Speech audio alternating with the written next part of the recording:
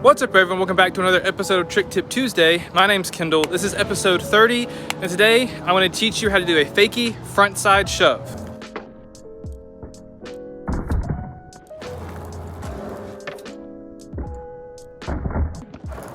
And now to do this trick, you need to know how to ride and pop fakie. I've done a bunch of other fakie tutorials. I'll put a couple of those up there. Make sure to go watch those to learn what fakie is and how to ride fakie. That way, when you approach this trick, you already know some of the basics. Now, if you've watched my other videos, by now you should know what fakie is and how to pop fakie and how to ride fakie. If you don't, I'm gonna give a super quick overview of fakie. So fakie basically means you're riding backwards and you're still gonna pop with the same foot you usually pop with. So for me, I pop with my right foot. So I usually roll in this direction.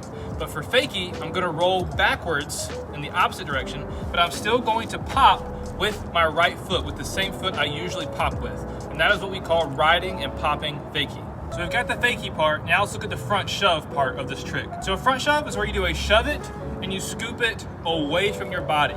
So your foot is scooping forwards, whereas a normal shove, you would be scooping backwards. So with the fakie shove, you're going to ride fakie, scoop the board out in front of you, and the board is going to rotate under your body 180 degrees. One of the trickiest parts about this trick is that it's kind of blind, because when you pop it, it kind of goes under your body and you can't really see the board, which can potentially be very tricky to learn. Now when I set up for this trick, my feet look like this. My front foot is kind of right in the middle of the board. I've got my toes hanging off a little bit. Your front foot doesn't really do anything, but it keeps the board level. If your front foot is too far this way or that way, it might cause the board to flip in either direction when you do the scoop. So finding a nice balance right in the middle of the board, I tend to have my toes hanging off just a little bit, will prevent it from flipping over when you do the shove it motion. My back foot, as expected, is in this back pocket right here. So I dig my heels right into the pocket and my heels are hanging off the board. So when I do push down and get that scoop, it gives me all the power I need to get the board around a full 180 degrees under my body. If you get the right pop and scoop with your back foot, this trick forms very naturally. If you can scoop it really well, really focus on the foot that's popping and scoop really hard, that will form the trick and you'll be good to go. Like once you figure that out, the rest of it is just fully committing and landing on it. So now we've got the front foot position, we've got the back foot position. The importance of the scoop is really what sets you up for this trick. Now let's talk about landing on the board.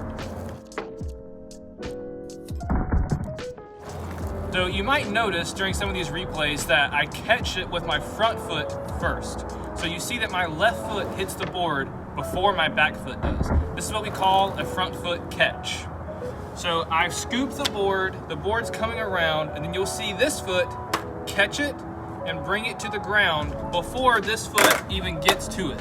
And like I said, that's a front foot catch. I really like this trick, and catching it that way adds a little style, adds a little steez to the trick.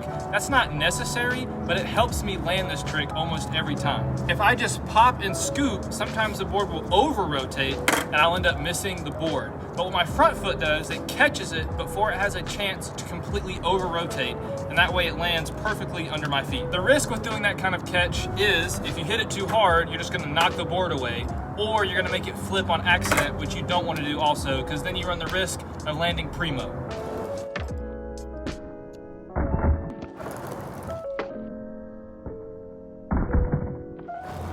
Let's wrap this all up one more time. So, you have to ride fakie. So you're gonna pop with the same foot you usually pop with, but you're gonna be rolling backwards. Next, the foot position. My front foot looks like this. It's right in the middle with my toes hanging off.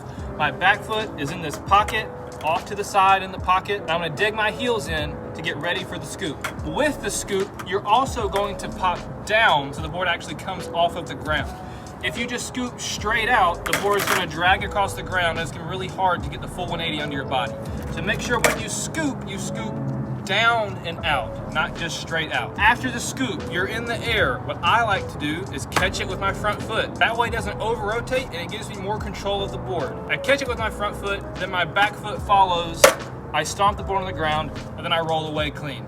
that is the fakie frontside shove. Now, I would consider this trick a beginning trick. If you're learning how to skateboard, this is a trick that you can learn. This is maybe a trick that you could learn before you even know how to ollie. So I highly recommend learning this trick.